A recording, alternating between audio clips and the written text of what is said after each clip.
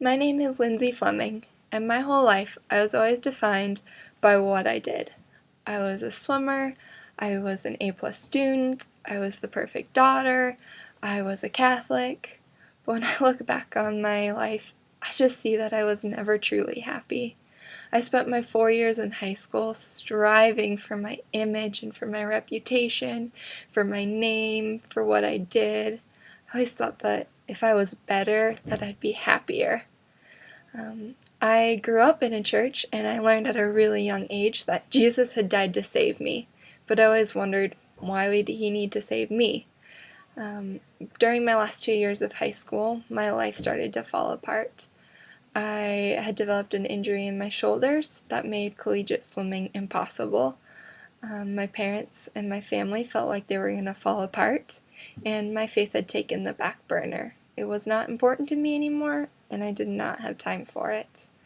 Needless to say, by my senior year of high school, I was ready to escape. I was ready to go to school and college. My first year at MSU, I met some girls down the hall who didn't just call themselves Christians and define themselves by being a Christian, but they actually lived that out. They had a personal relationship with God that was reflected in them every day. They helped me understand God more and more deeply, and because of them, I have found an intimacy and a personal God that I never knew before. In Psalm 16 it says, "You make known to me the path of life. In your presence there is fullness of joy, and at your right hand are pleasures forevermore."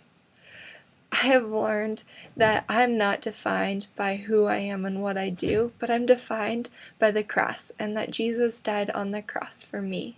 I'm defined by a God who loved me so much that he would send his only son to suffer for me. I have found so much more joy and contentment in that, and I no longer feel that the emptiness of this world and the empty hope and promises that the world has, and my reputation does not rest in me anymore, but is fully in God, and that has brought me fullness of joy.